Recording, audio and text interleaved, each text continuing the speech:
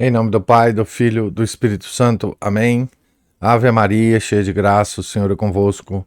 Bendita sois vós entre as mulheres, e bendito é o fruto do vosso ventre, Jesus. Santa Maria, Mãe de Deus, rogai por nós, pecadores, agora e na hora de nossa morte. Amém. São José, rogai por nós.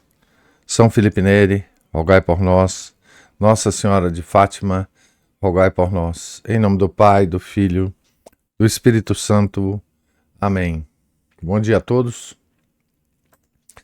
Nós estamos aqui na página 111 da biografia de São João Crisóstomo, escrita pelo padre Félix Arrarás. Estamos iniciando o capítulo intitulado Do Egito ergue-se o nevoeiro. Até o ano 400, a vida de João está repleta de uma atividade sem limites, e os grandes golpes do infortúnio ainda não se abateram sobre ele. Os incidentes de Antioquia, ou os que se relacionaram com Eutrópio, não foram suficientes para amargar-lhe a vida. Antes, contribuíram para sua fama. Até agora, pelo menos do ponto de vista do público, tudo foi um rosário de triunfos. Não houve homem, do seu tempo, que tivesse sido mais aplaudido. Mas tudo isso vai mudar.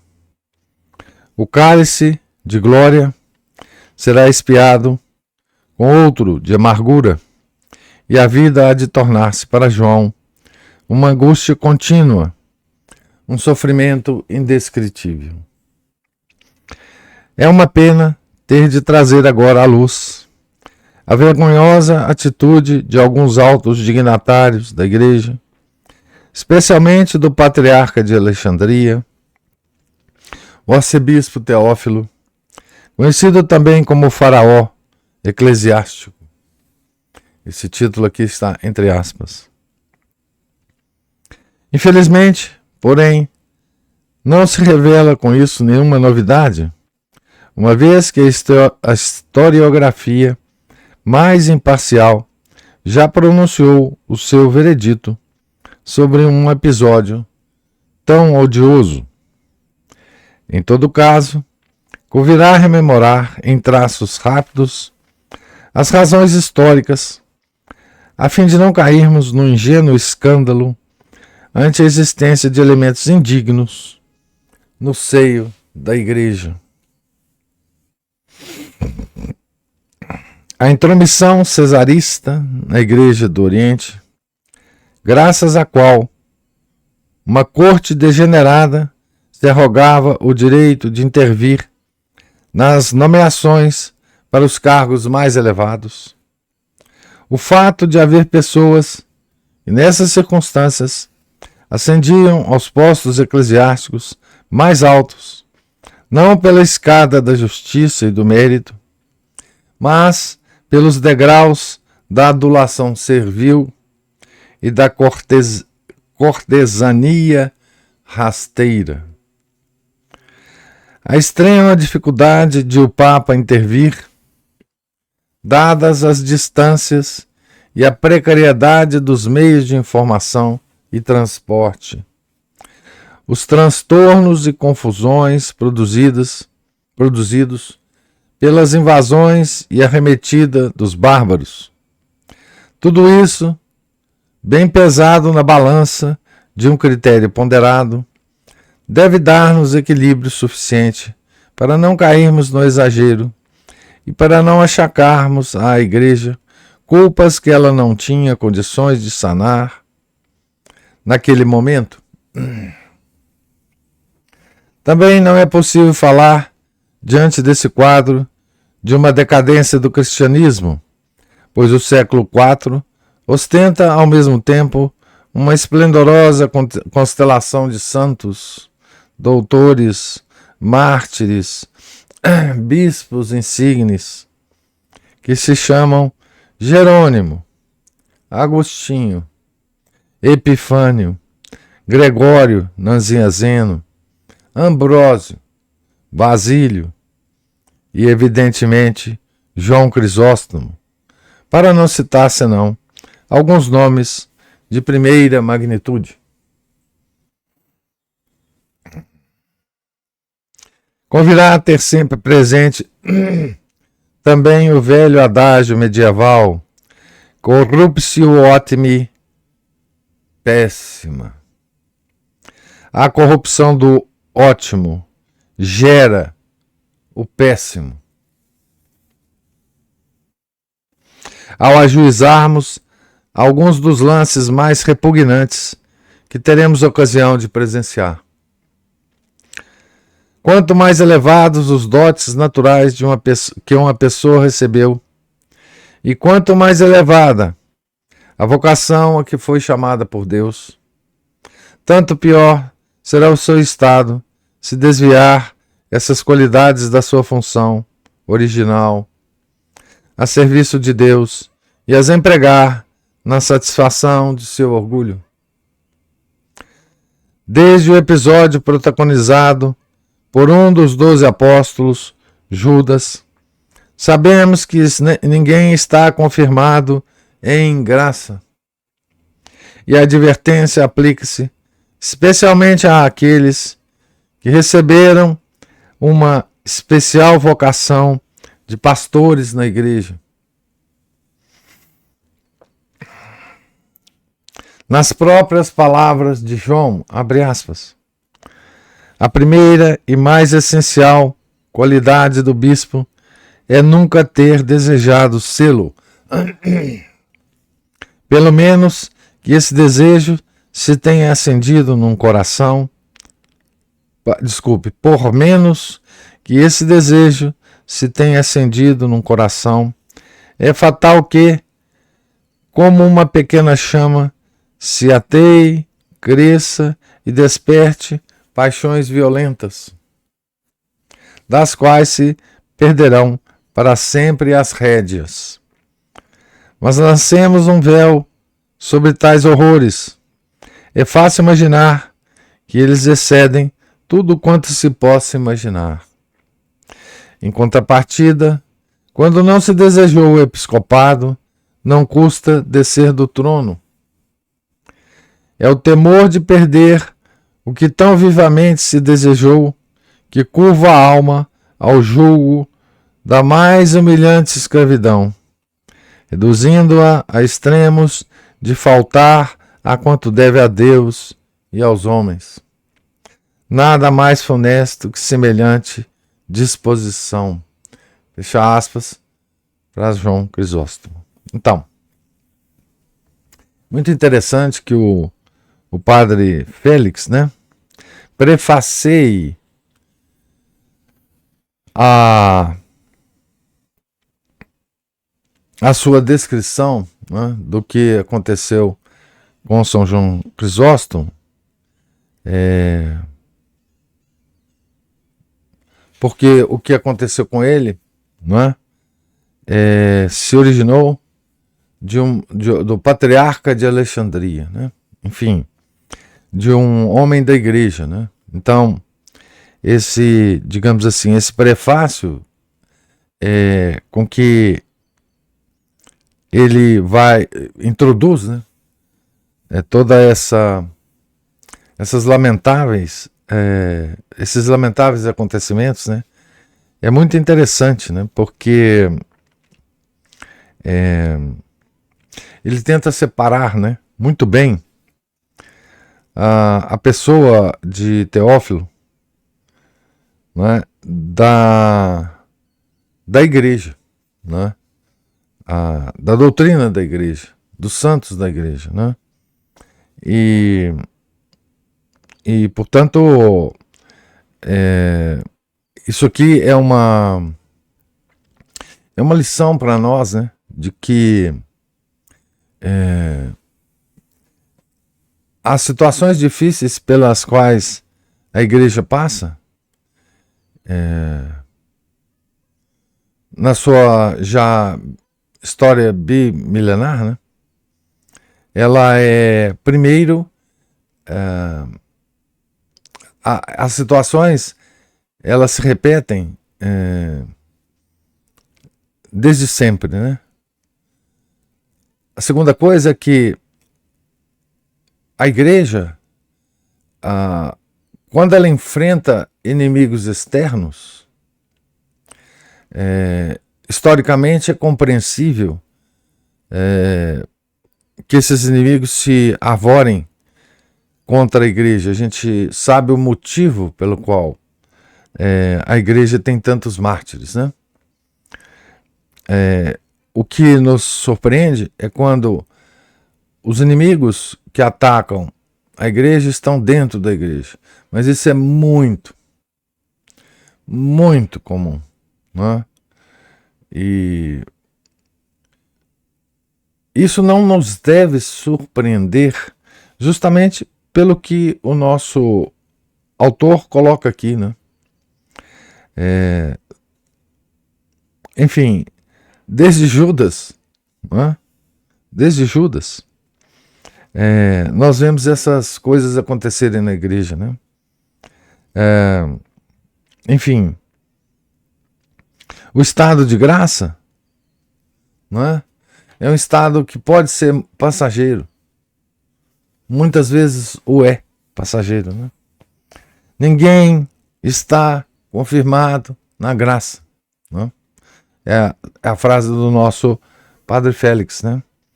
E condições pessoais, né, podem levar, ou mesmo estruturais, né?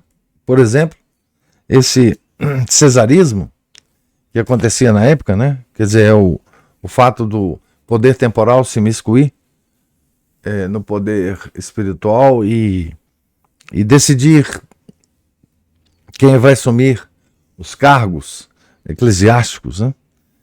Isso também é uma coisa muito comum na história da igreja, né? Então, hoje a gente costuma dizer, né, que há uma decadência do cristianismo, que é lógico que há, não é? Isso de séculos para cá.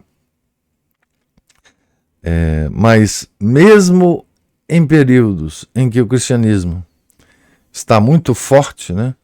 Por exemplo, no século IV, ele chama atenção aqui, né? Essas coisas também aconteciam, né? O século IV, V, né? Enfim, nós estamos aqui na virada na virada do século III para o século IV para o século V, né? Então nós estamos com o cristianismo subindo a montanha, né? Ele cita vários doutores aqui, né, do século. Uma coisa tão repugnante aconteceu, né? Vamos então à história aqui, né? Teófilo, o patriarca de Alexandria, era, sem sombra de dúvida, sábio e culto. Mas a sua virtude não corria paralela ao seu saber. Sábio e culto, mas não virtuoso, né? Então, sábio e culto tem a ver com inteligência, né? Virtuoso tem a ver com vontade, que são as duas potências superiores da alma, né? Então, vontade dissociada da inteligência. Essa é uma das marcas do pecado original, né?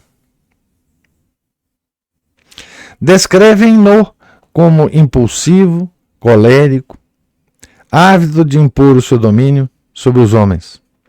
Ao mesmo tempo, era experiente e escaldado nas intrigas, e assaz paciente para conduzi-las até ao fim a passos contados. Deve-se mencionar também a sua voracíssima cobiça, a sua ambição desmedida, a duplicidade com que, sob a máscara de defensor da ortodoxia, perseguia objetivos inconfessáveis. Sobressaía nele a mania de levantar suntuosas edificações que lhe perpetuassem a memória. E não parecia ter qualquer escrúpulo em desviar para essa finalidade as quantias que o povo cristão lhe fazia chegar às mãos para sustento das viúvas e dos pobres. Para completar este quadro pouco lisonjeiro, basta acrescentar-lhe apenas mais um toque: a paixão da inveja.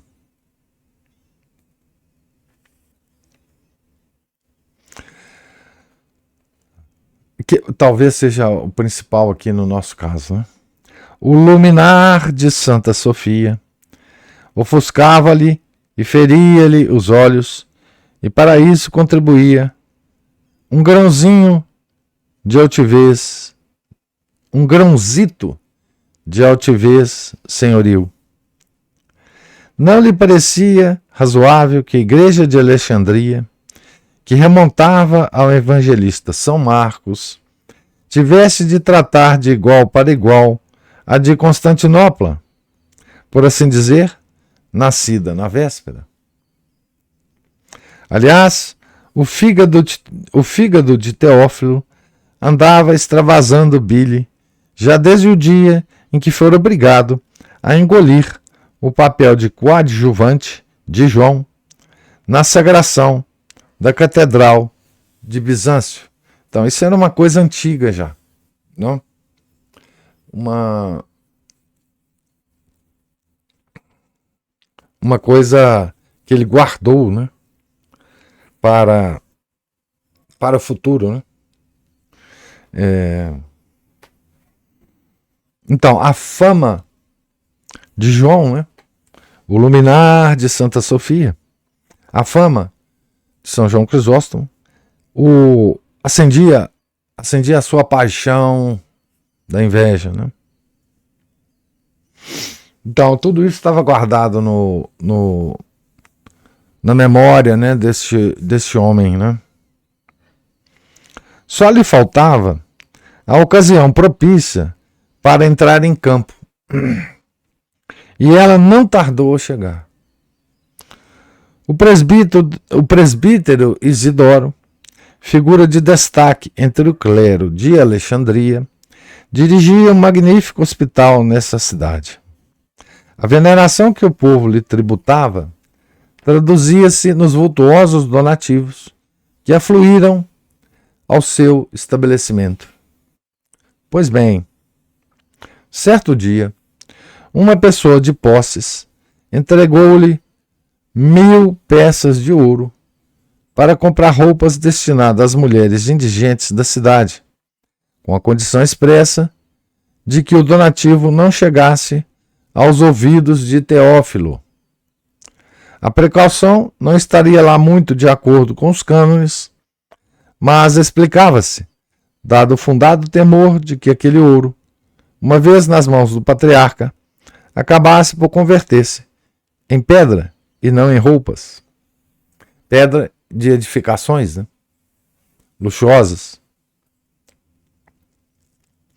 Então, essa pessoa de posses, né, já sabia da avidez de Teófilo em relação às doações que a igreja recebia, né? Toda a grandeza e a riqueza da igreja, em todos os tempos, né? Ela provinha, sobretudo, de doações, né? Era a antiga...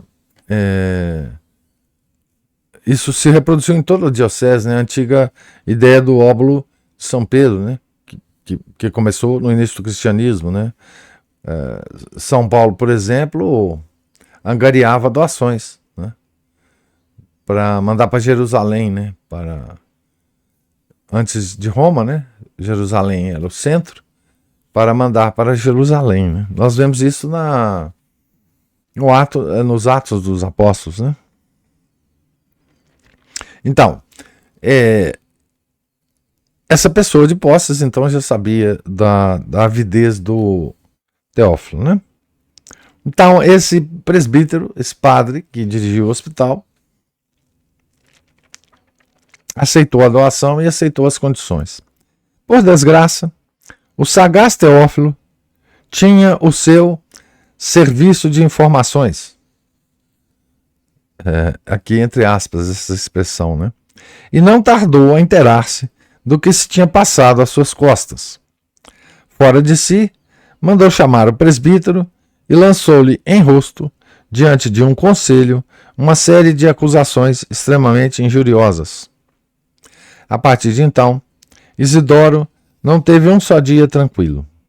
Tudo eram ciladas e armadilhas traiçoeiras. A vida se lhe fez insuportável e optou por fugir de Alexandria, renunciando ao seu posto e retirando-se para os montes de Nítria, situados entre Mênfis e o deserto da Líbia, a fim de passar os seus últimos anos em paz no mesmo mosteiro em que tinha vivido na juventude. Então, foi ser cenobita, né? Voltar a ser, né? Porque ele já tinha sido na juventude. Quem pensaria que mesmo essa decisão tão radical de pouco lhe serviria? A pesada mão de Teófilo fez-se sentir até naquelas remotas paragens. Quando soube onde é que Isidoro se tinha refugiado, ordenou aos superiores dos cenobitas, 4 irmãos, Amônio, Dióscoro, Eutimo e Eusébio, conhecido como os irmãos Longos, pela sua delgadíssima e alta figura, que o expulsassem imediatamente. Estes, que conheciam a grande santidade do perseguido, não se apressaram a obedecer e chegaram a visitar o patriarca para mover-lhe o ânimo à indulgência. É melhor lançarmos um piedoso véu sobre essa entrevista, pois uma crônica da época menciona espancamentos promovidos pelas próprias mãos episcopais, tentativas de estrangulamento e até derramamento de sangue. Impressionante, né? Tremendo isso aqui, né? Então, os 4 monges, né, cenobitas, foram intervir, né, em nome de Isidoro, né? E essas coisas aqui aconteceram, né? Gente, isso tudo aconteceu na nossa igreja, hein? Dentro dos muros da nossa igreja. Fora de si, Teófilo acusou os monges de serem cúmplices e protetores do culpado e pôs-se a meditar no modo de exterminá-los. Estavam em andamento, nessa ocasião, acaloradas discussões nos mosteiros egípcios sobre as doutrinas de Orígenes, famoso escritor alexandrino do século anterior, que deixara atrás de si um rasto turvo de opiniões não muito ortodoxas. E correu a voz de que os cenóbios de Nítria seriam um violento foco de origenismo, ou seja, pessoas que apoiavam essas ideias não ortodoxas de Orígenes. Teófilo, que anteriormente havia simpatizado com essas doutrinas, percebeu a oportunidade e deu meia volta, lançando contra Orígenes e os seus sequazes diversas cartas pastorais que lhe granjearam fama de defensor da ortodoxia. Em seguida, condenou publicamente os abades de Nítria como hereges, e uma vez lançado nessas vias inquisitoriais, já não descansou enquanto não conseguiu requisitar o braço secular. Esse requisitar o braço secular é uma expressão que está aqui entre aspas, né?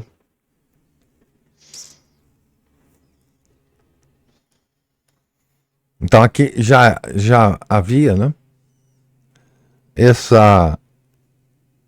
modo de operação da igreja, né?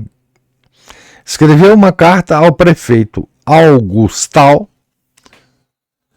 pedindo-lhe que pusesse o exército a serviço dos elevados interesses da religião, ou seja, que expulsasse do Egito aqueles monges rebeldes e contrários à fé católica. Certo? E o poder temporal se curvou, né, ao poder espiritual do bispo. Poucos dias depois, a soldadesca invadiu os mosteiros, incendiavam-se grupos de celas e os monges corriam de um lado para o outro, espavoridos, levando consigo códices sagrados e vasos litúrgicos. Tudo era pânico, gritaria e confusão, como se tratasse de uma invasão bárbara. Parece historicamente confirmado que o próprio Teófilo, que pelos vistos não era muito adepto da mansidão evangélica, tomou parte naquela incursão que custou a vida a muitos inocentes. Abre aspas, o javali cruel assolou a vinha do Senhor, fecha aspas, comenta Paládio. Da acometida, conseguiram pôr-se a salvo apenas uns 300 monges, entre os quais os irmãos Longos, aqueles 4, né, que dirigiam, que se tinham refugiado num poço. Combinaram encontrar-se na fronteira da Palestina e dispersaram-se em pequenos grupos, caminhando ao Deus dará através do deserto. Dos 300 que tinham partido, apenas 80 chegaram a Citópolis, às margens do Jordão. O restante morreram de fome, sede ou insolação pelo caminho. Estabeleceram-se num palmeiral bastante denso, que lhes fornecia a matéria-prima para o trabalho manual, que era fabricar cestos. Mas Teófilo escreveu ao patriarca de Jerusalém, recriminando-o por ter aceito em sua diocese criminosos que ele próprio havia excomungado, e o bispo não teve outro remédio senão convidá-los a retirar-se. Olha então a crueldade desse Teófilo, né? Escorraçados e ameaçados por toda parte, os irmãos Longos não encontraram melhor solução do que procurar refúgio em Constantinopla. Aqui entra então o nosso São João Crisóstomo, né? Abre aspas. Há ali, diziam uns para os outros, um homem extraordinário, todo caridade. A ele poderemos confiar os nossos cuidados e as nossas tristes andanças, e dele certamente nos virá consolo. Fecha aspas. E não se enganaram, e não se enganavam. Dos 80 que partiram de Jerusalém, uns 50 chegaram a Constantinopla, muitos deles encurvados pela idade. Vinham exaustos, sem forças, adoentados na sua maioria, depois dessa longa etapa nômade e incerta de fomes, intempéries e noites passadas ao relento. Tudo predispunha à compaixão, menos uma coisa: o terrível dedo indicador de Teófilo que os marcara como origenistas. O bispo João abriu-lhes as portas, o coração e a bolsa.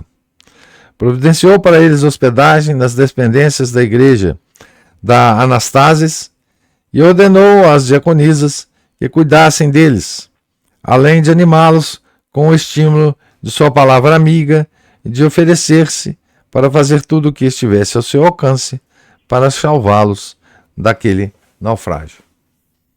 Então, o próprio João devia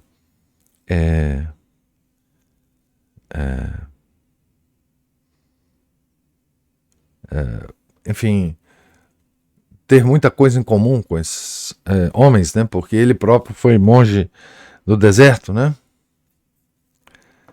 Mas a vinda desses monges errabundos criava-lhe um problema espinhoso. Providenciar-lhe socorro e consolo não era tudo, porque não vinham somente em busca de hospitalidade, mas de justiça. Pesava sobre eles a excomunhão pronunciada por Teófilo, e acudiam a João para que emitisse um laudo de inocência em seu favor. Se não o pudesse fazer, recorreriam ao tribunal secular. João encontrava-se, pois, num beco sem saída. Não podia declará-los limpos de toda a mácula heterodoxa, nem admiti-los à comunhão com a sua igreja, pois isso seria o mesmo que desautorizar publicamente o patriarca de Alexandria. Prometeu, pois, convocar um concílio que examinasse o assunto e proibiu-os de receber os sacramentos enquanto não se levantasse a excomunhão, que, apesar de injusta, era válida. Então, um bispo excomunhou esses monges, né? Então, a validade da excomunhão estava clara, né? A seguir, antes de tomar qualquer outra medida, optou por escrever ao prelado egípcio, suplicando-lhe que perdoasse os perseguidos. Mau passo. Foi como abrir uma comporta por onde dar vazão à inesgotável bile do alexandrino, represada havia anos.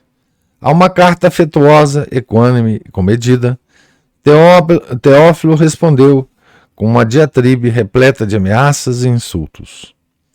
Não satisfeito, dirigiu ao próprio imperador um rescrito carregado de impropérios contra os perseguidos, no qual os acusava de praticar artes mágicas e de serem farsantes e hipócritas, que, abandonando o seu retiro, teriam passado a vagabundear de cidade em cidade, a parasitar os ricos e a excitar com lágrimas a compaixão feminina.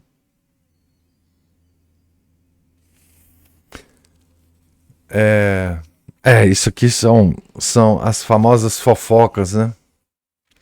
Altamente prejudiciais, né?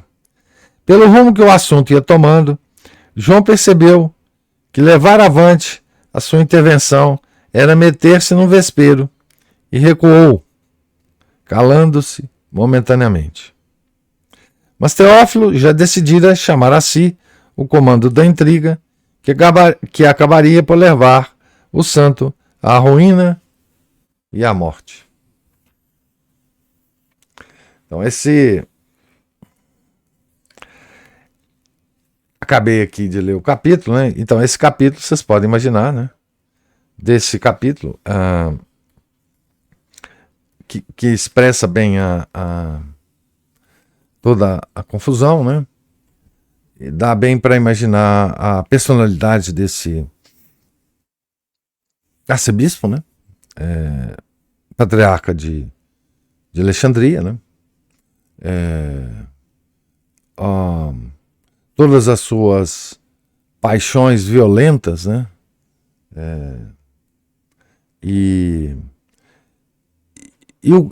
O caso, né? Que era um caso relativamente fácil de se resolver, na mão de um acelerado desse, né? Vai levar à ruína de São João Crisóstomo, né? É uma infeliz história da igreja, né? Que é causada apenas por personagens internos à igreja, tá certo? Aqui, toda vez que se envolver alguém de fora da igreja, é porque alguém da igreja instigou essas pessoas de fora a entrarem na briga, né? uma briga de um ímpio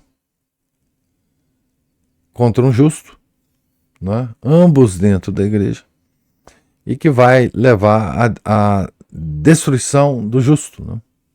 Da vitória do ímpio, o ímpio Teófilo, certo? Então essa história é muito interessante saber dela, porque ela pode nos servir de referência, né? Para quando a gente estiver tratando de outras épocas de igreja e de outros distúrbios da igreja internamente, né? E de outras tragédias da igreja, né? De outras tragédias da igreja. Por essa por pessoas inteiramente dominadas por essas paixões vis, né? Que fazem, que servem páginas lamentáveis da história da igreja, né? Isso se repetiu na antiguidade, se repetiu depois na Idade Média, depois se repetiu num período pós-renascença, enfim. Pessoas mas utilizando do poder espiritual para fazer coisas desastrosas, né? Certo? Mas eu queria ouvir a opinião de vocês sobre a leitura de hoje, se houver. Professor, o senhor falou que essas coisas, essas brigas, essas invejas, esse comportamento vindo de dentro, mesmo vindo de dentro da igreja, não deve nos espantar, né? Porque lendo todas essas biografias que a gente lê, a gente já viu vários exemplos disso. Isso. Eu diria também que a gente deve procurar não se escandalizar, no sentido de que isso não deve, a gente deve estar. É muito bom saber realmente dessas histórias, para que a gente não se escandalize com as coisas que a gente vê hoje, inclusive dos próprios fiéis. Eu não quero voltar a esse assunto e esticar a coisa, mas assim, dos comportamentos que a gente toma conhecimento e se escandalizar, né? É só a gente pensar que isso é próprio mesmo do homem desordenado pelo pecado original, né? Então, tudo que a gente... Porque tem hora que dá um desânimo, né? E a gente tem que, sim, pensar que nas nossas mãos está simplesmente a nossa própria alma. E que o nosso meio de... Eu insisto nisso, eu já falei, mas eu insisto nisso, que eu acho que o nosso meio de evangelizar só pode ser através do nosso próprio comportamento, das nossas orações, a partir do momento que a gente reza, que a gente busca os sacramentos e vai se modificando, a gente servir de exemplo. E que a gente tem que pensar, é porque a gente tem pouquíssima noção do sobrenatural, porque o sobrenatural foi substituído na nossa ideia, né, na nossa imaginação, por outras coisas. Mas a gente tem que pensar que as nossas orações, o nosso comportamento e a recepção dos sacramentos, isso não fica retido em nós, não fica circunscrito a nós mesmos, mas que isso reverbera sobrenaturalmente. A gente tem que estar ciente disso, porque a nossa única maneira de evangelizar talvez seja essa. Porque por palavras a gente está tendo muito pouco poder. Então a gente tem que buscar pedir a Deus mesmo que nos fortaleça e que não nos deixe desanimar quando os nossos esforços aparentemente não derem muitos resultados visíveis. A gente tem que estar ciente e a gente tem que se esforçar mesmo, pedir a Deus que aumente a nossa fé e que essas coisas que eu falei, né, as nossas orações, a nossa busca pelos sacramentos e a nossa atitude modificada por essas orações e sacramentos reverberem nos outros. Porque eu acho que não tem outro jeito, sabe, professor? Você está certíssimo. Porque senão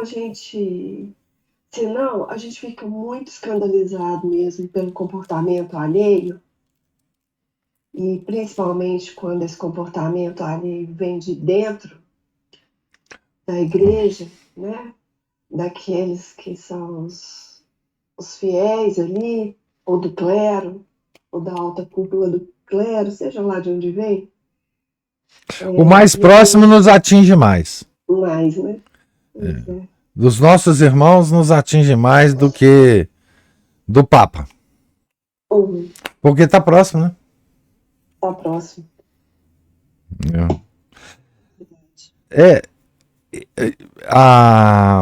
As mazelas internas da igreja sempre tiveram um poder muito maior de afastar fiéis da igreja do que os nossos inimigos externos. Aliás, os inimigos externos, eles sempre unem mais os católicos para lutar contra eles do que as mazelas internas, os inimigos internos, né? Que nós temos. Os inimigos internos sempre causam muito maior... a chaga dentro da igreja é muito maior, né? E o que, além do que você falou, que tá certíssimo, né, Paulo? Nós devemos nos preocupar também em que todas essas mazelas internas não alterem a nossa fé. Então, assim, a nossa fé não pode ser alterada pelo Papa reinante. A nossa fé não pode ser alterada pelo bispo da nossa diocese, pelo padre da nossa igreja e pelos nossos amigos e irmãos fiéis que frequentam a igreja. Porque se ela depender disso, de coisas externas, nós estamos... muita gente se afasta da igreja por causa da situação do Papa, da situação de uma paróquia que ele conhecia, Isso é porque ele não entendeu. Ele não tinha entendido ainda o que era a fé. Não. A fé, ela não... A força da nossa fé não está em absoluto nessas questões, né? A nossa fé é uma relação nossa com Deus, porque é Ele que nos dá essa virtude, né? Virtude teologal. Essa virtude não é uma virtude como as outras, as cardeais, que nós podemos desenvolver com práticas específicas, né? As virtudes cardeais, elas podem ser desenvolvidas e se tornarem atitudes habituais nossas.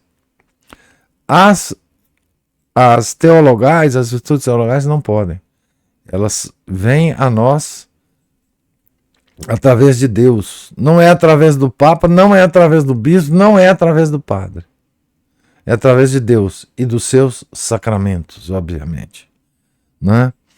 E elas só podem vir de Deus. Elas não vêm de nenhum outro lugar, né? Então, é muito lamentável que pessoas abandonem a fé porque tem um papa assim, um assado, tem um banco do Vaticano que faz isso ou aquilo. Mas, gente, não é possível. Se uma pessoa tinha fé na igreja, porque o Banco do Vaticano era um banco bom, e agora descobriu que o Banco do Vaticano é um banco ruim, se é que exista banco bom, né? É porque a fé dela não valia nada mesmo, né? Então, agora, com relação o apostolado do exemplo, né? Foi o que você falou. Ele é tão mais importante hoje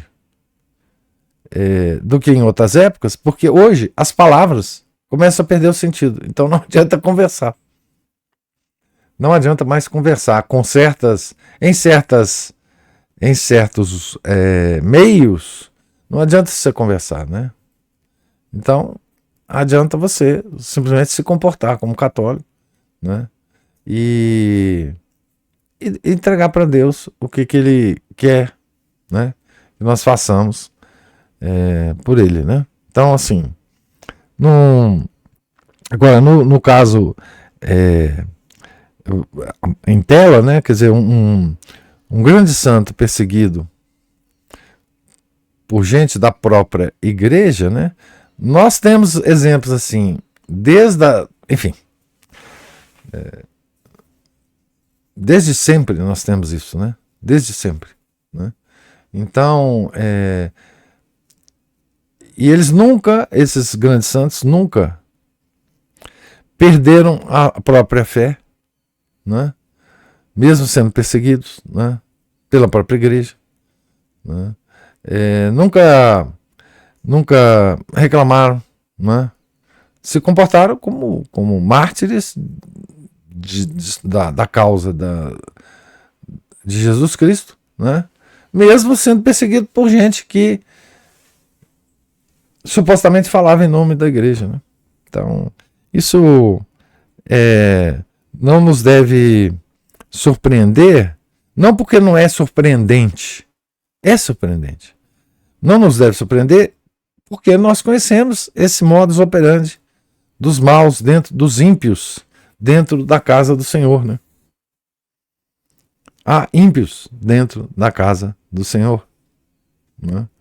E há ímpios dentro da sua casa porque Ele permite que haja, para nos testar mesmo, né? Para nos testar, né? Ele quis dar o exemplo porque existia um ímpio entre os 12 apóstolos, né? Então isso aí não é... Então não é surpreendente nesse aspecto, mas continua sendo surpreendente o caso cada caso que acontece, né? Surpreendente, por exemplo, como outra coisa historicamente que ocorreu, né? Uma ordem religiosa que foi criada com a específica missão de defender o Papa, que ao longo da sua história teve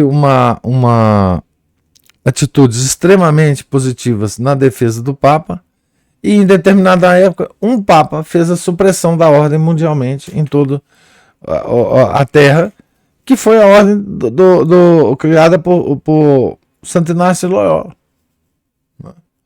Então, como é que isso ocorreu? Por causa dos ímpios dentro da igreja que agiam contra os jesuítas. Enfim, isso ocorre sempre, né? E é uma lástima, né?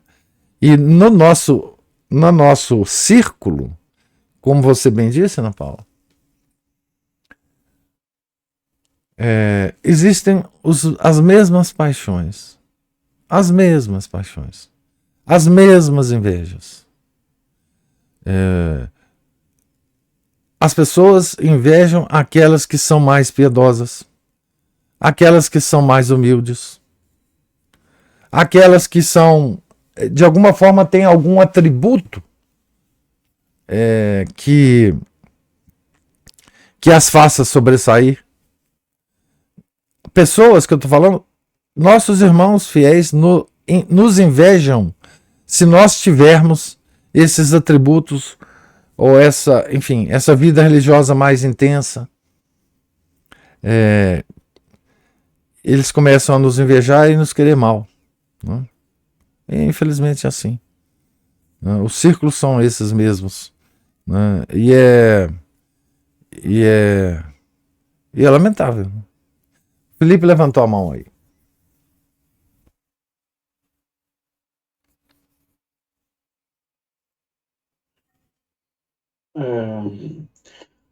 Ana Paula mencionou aí a nossa busca, né, através do sacramento, dos nossos atos. Ontem eu ouvi a homilia da Missa das 9, da Fraternidade, lá, Padre Anchieta, e assim, eu já falei isso para o senhor, mas parece que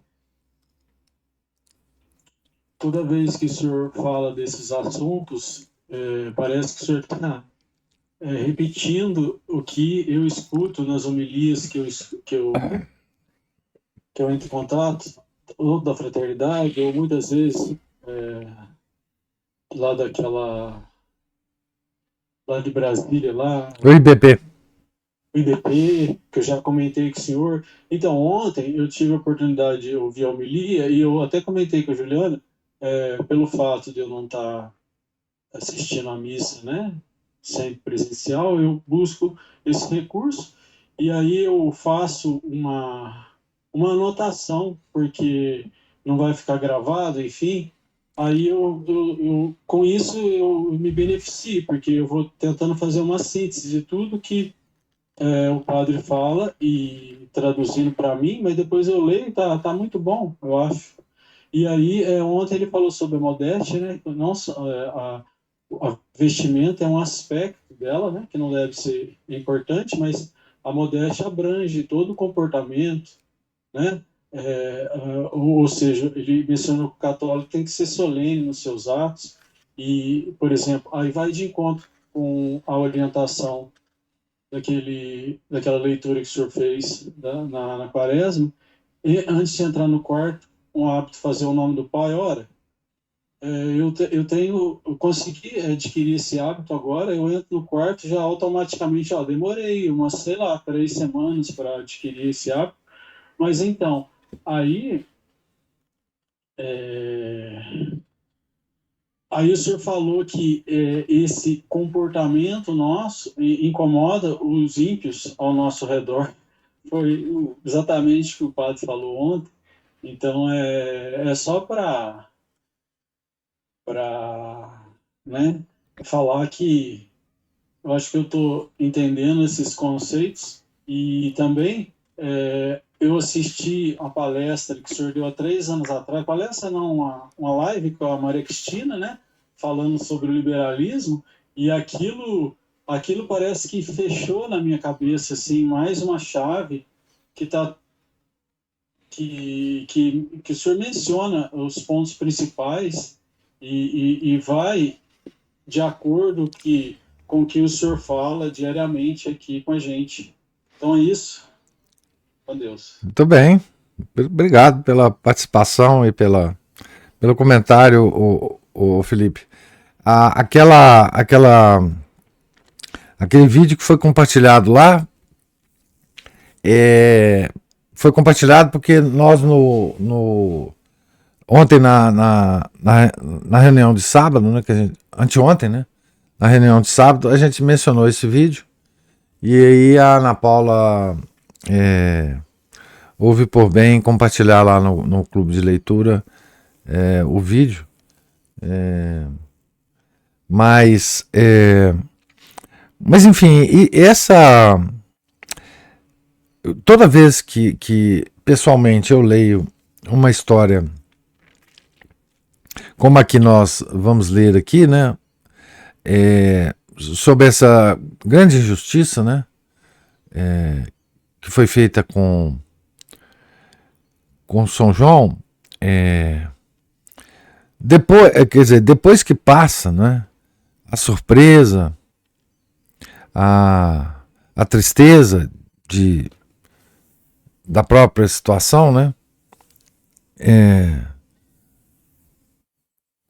eu começo a fazer as conexões, né, com a história mesmo da igreja, né?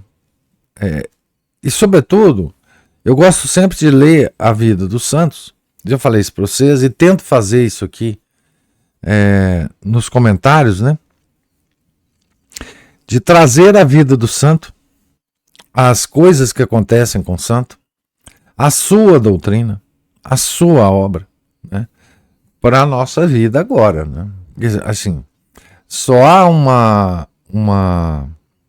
aproveitamento da vida do santo se a gente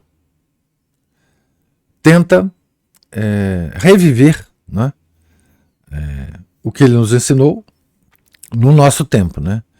Porque senão fica apenas um interesse histórico, intelectual, e não um interesse de...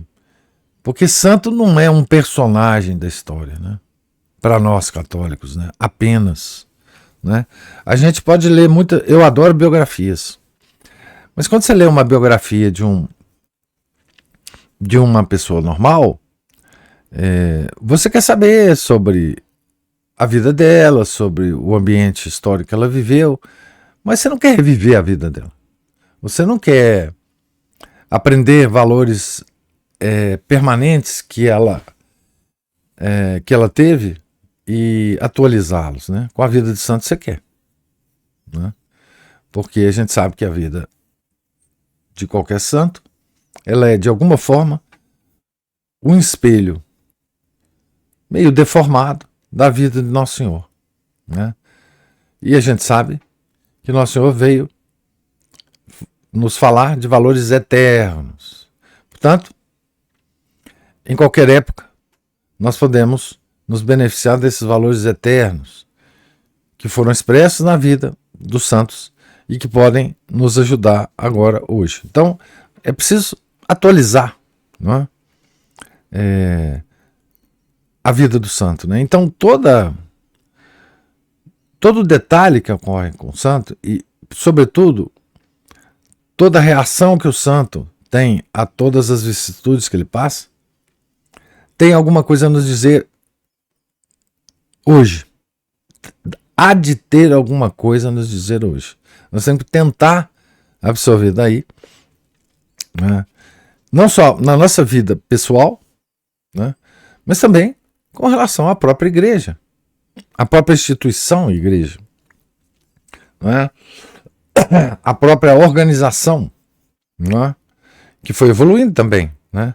Mas vocês vejam que nessa época já existiam os patriarcados, já existiam os bispos noveavam, consagravam, enfim, muito, muito parecido com a nossa estrutura hoje, né? Havia um papa e um papado institucional em Roma, né? Já tinha passado, no caso aqui de São João Crisóstomo, as grandes perseguições. Então, nós podemos tirar muita coisa da vida dos santos, né, para a nossa vida. E é o que a gente tem que procurar absorver das biografias dos santos, né? Para além das obras que os santos deixaram, né? Porque São João Crisóstomo, a obra dele é imensa, né? Então, para além da obra que ele deixou, né, os fatos da vida também nos tocam profundamente, né? Nós devemos tirar. Por isso que quando eu vejo esse episódio aqui,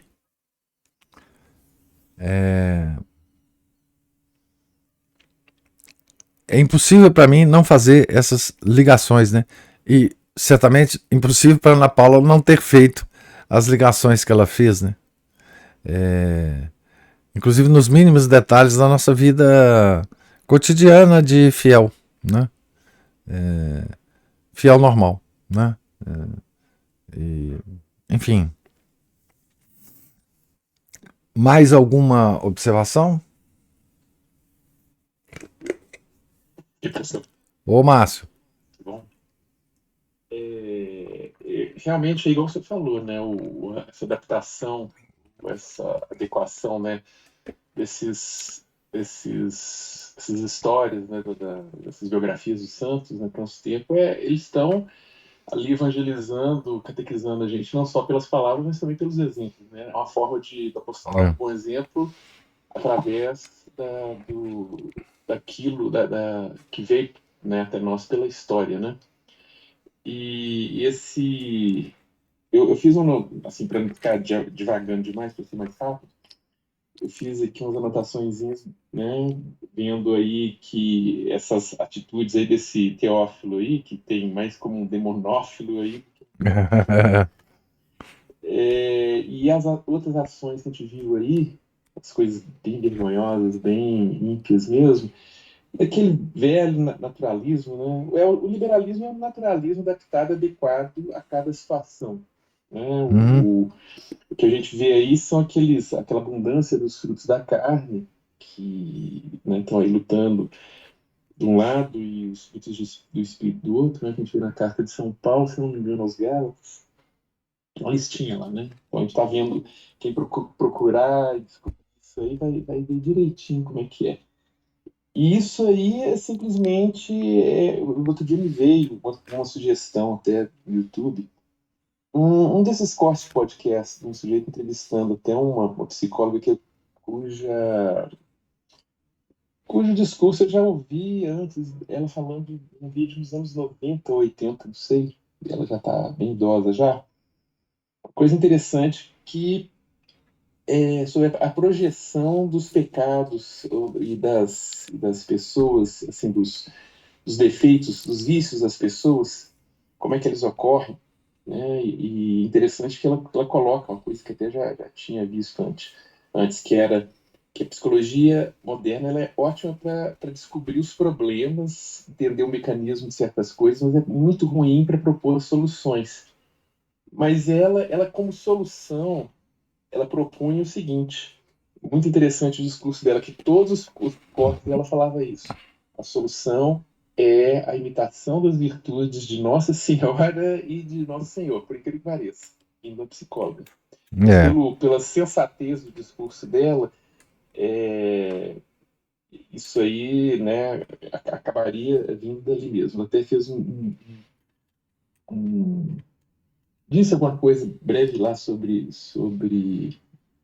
o comportamento das pessoas hoje em dia, isso, né? Mas o interessante é que ela colocou assim, que muitas vezes as pessoas, elas têm como, assim como a gente, se tiver uma virtude, vai ter que colocar ela em prática. Claro que os filhos do demo, eles vão também colocar em prática isso aí. E nisso eles são mais fiéis que nós. Eles querem, eles vão colocar isso em prática. E isso eles começam a fazer isso projetando essas atitudes dela, achando alguns bodes expiatórios, ou usando pessoas, instituições como instrumentos para que isso seja praticado, colocado em prática, né? Ela colocou interessante que no caso, por exemplo, dos homens, isso é muito essa externalização ou essa projeção é feita no âmbito social e político e, claro, engloba aí também econômico. Então, ela vê aí o que acontece em termos de criminalidade, em termos de falcatruas empresariais, em termos de truculência e abusos políticos, né? E das mulheres mais nos relacionamentos familiares, relacionamentos mais próximos, de amizade e de família. Então, também a gente já vê a truculência em ação, né, no âmbito familiar. Mas aí a gente vê que tudo isso aí é resultado mesmo de uma sociedade, ela chama isso, inclusive, essa psicóloga, chama esses vícios, né, de caráter, né, esses maus hábitos de praticar os pecados de estimação. Então, isso são doenças mentais, são doenças espirituais, mas assim, se você fosse chamar a terminologia aí, psicológica, médica, são doenças mentais. Então a gente fica vendo assim a doença mental de toda a sociedade, né? E passando aquela parte do apostolado do bom exemplo, sempre me lembro daquela carta, acho que de Agneto, né? Fala como os irmãos, como os cristãos se amam, como eles são bons uns com os outros, e até com aqueles que não são cristãos, inclusive, como são bons cidadãos, né? Então, impressionou esse autor isso, e eu acho que naquela época deve ter impressionado outras pessoas também. Por isso que foi aquelas conversões, né? Eles nunca tinham visto aquilo, né? Exato, nossa, que pessoal bacana, É. né? Eles tinham também tinham uns bons exemplos e tinha algum senso alguma sensibilidade para poder se deixar tocar por isso, né? O terceiro que eu anotei aí nesse ponto são esses 300 monges cenobitas. Então imagina, e são sobreviventes, imagina a quantidade de gente que ainda tinha lá. Pois é. Hoje em dia os conventos têm uma dúzia de pessoas. Não, tinha milhares de pessoas no deserto, né? Milhares. Isso! Milhares. E aí a gente vê, né, os tempos socialmente, espiritualmente ruins, levam os bons a se isolarem, né, dão aquela vontade de sumir e acabam se congregando aí em alguma instituição monástica, né, e era o que acontecia na época. Fugir das cidades corrompidas, né? Exatamente. Do Império Oriental, né? Como ele fez no caso no Ocidente, o Império já tinha ruído, né? Pois é, o Império Oriental, ele enfim, tinha corrupções diferentes do Império Ocidental, né? E o pessoal fugiu, né? Simplesmente falou, não quero ficar aqui não. Não dá pra ficar. Né? Tem que isso aí. E muitos não conseguiram fugir, né? Por exemplo, Santo Agostinho queria fugir, mas, enfim. Engraçado. Não, você vai ficar aqui. Mas assim, isso mesmo, as pessoas fugiam. Bom, mas tudo isso era o que eu tinha de dizer. Né? Da última semana, eu só fiquei encucado aqui no meu tempo de eu dar meu pitaco aqui, porque eu tive que ir para uma aula.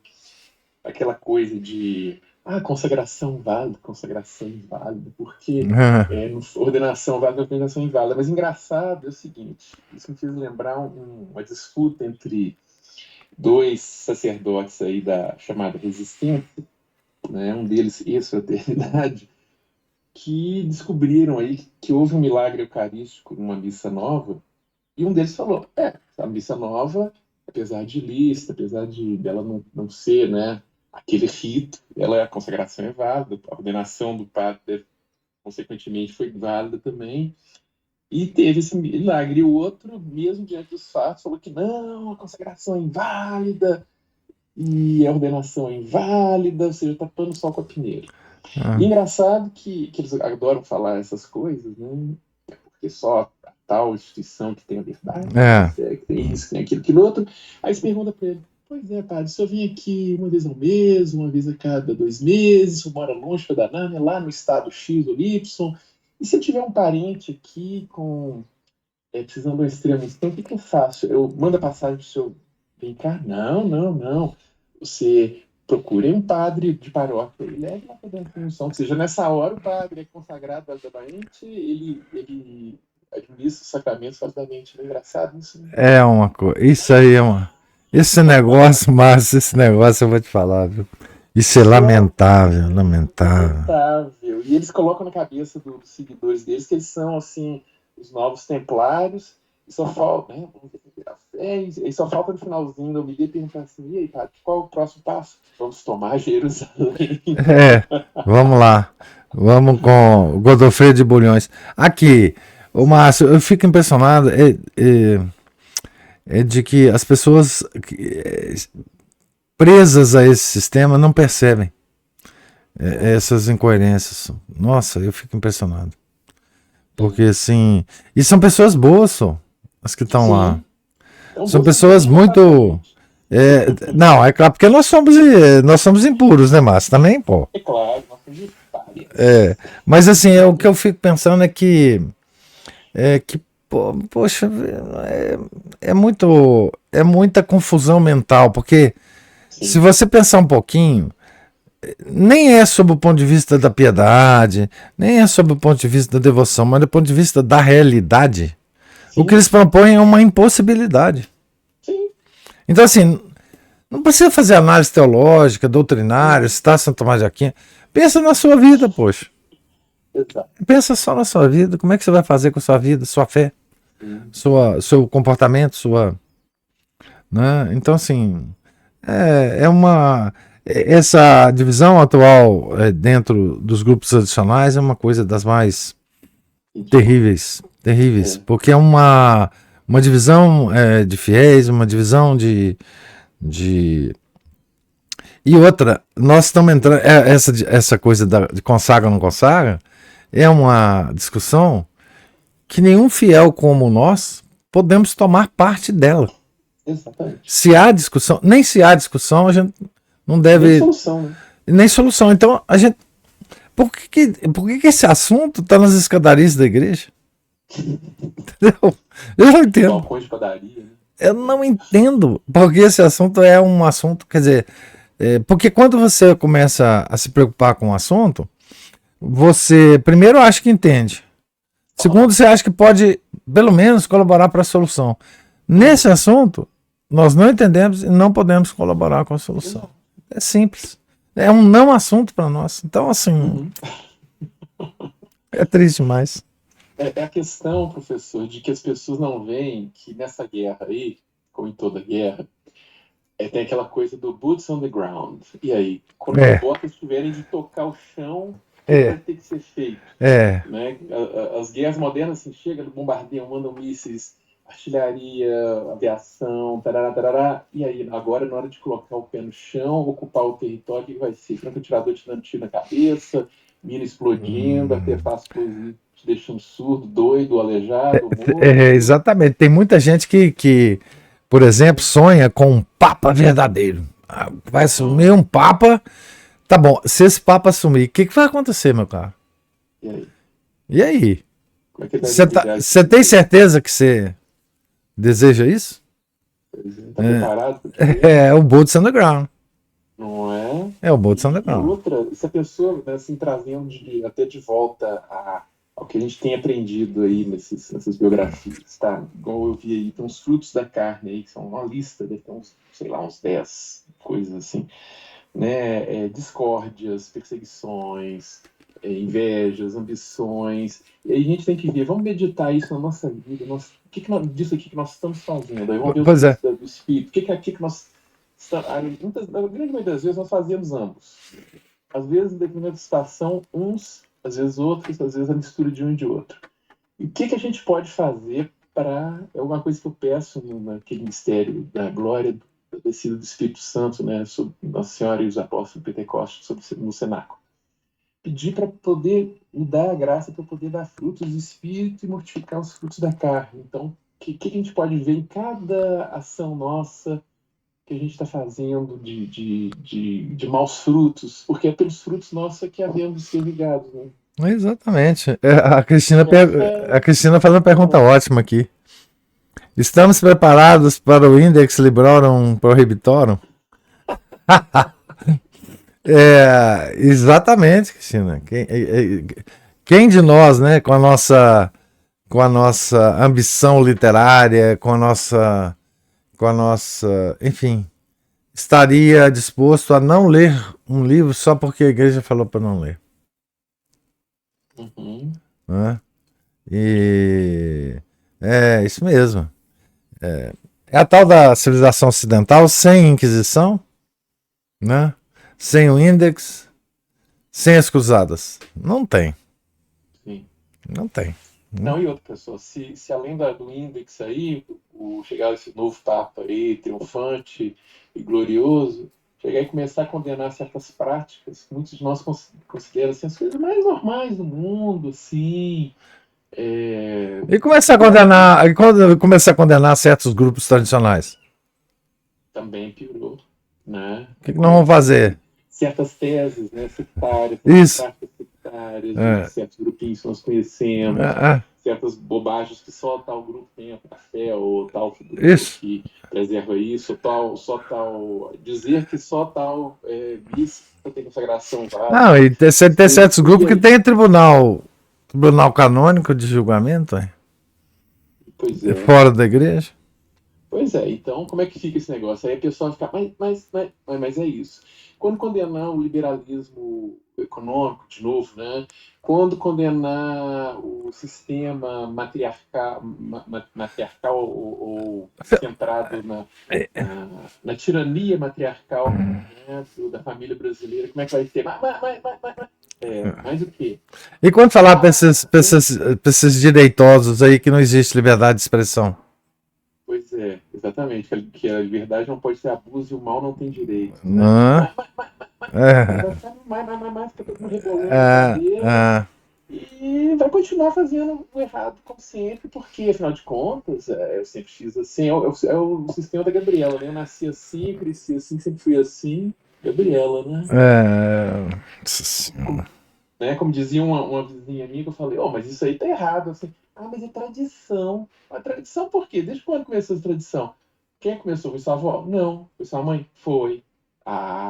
Tradição não é uma tradição. A tradição da sua mãe para você. Mas durante o tempo, isso não pode ser nem contado como tradição. Isso não é uma tradição. Isso é uma quebra da tradição, inclusive. Né? É isso, pessoal. Bom, obrigado. Eu já divaguei. Foi ótimo, foi bom. Foi divertido. O Felipe falando que nesse caso continuará na associação. É uma coisa... Bem, pessoal, mais algum comentário, alguma observação? Então, Deus lhes pague a presença, paciência, os comentários, as observações. Fiquem todos com Deus, tenham um santo dia. Em nome do Pai, do Filho e do Espírito Santo. Amém. Ave Maria, cheia de graça, o Senhor é convosco. Bendita sois vós entre as mulheres, e bendito é o fruto do vosso ventre, Jesus. Santa Maria, Mãe de Deus, rogai por nós, pecadores, agora e na hora de nossa morte. Amém. São José, rogai por nós. São Felipe Neri, rogai por nós. Nossa Senhora de Fátima, rogai por nós. Em nome do Pai, do Filho, do Espírito Santo. Amém.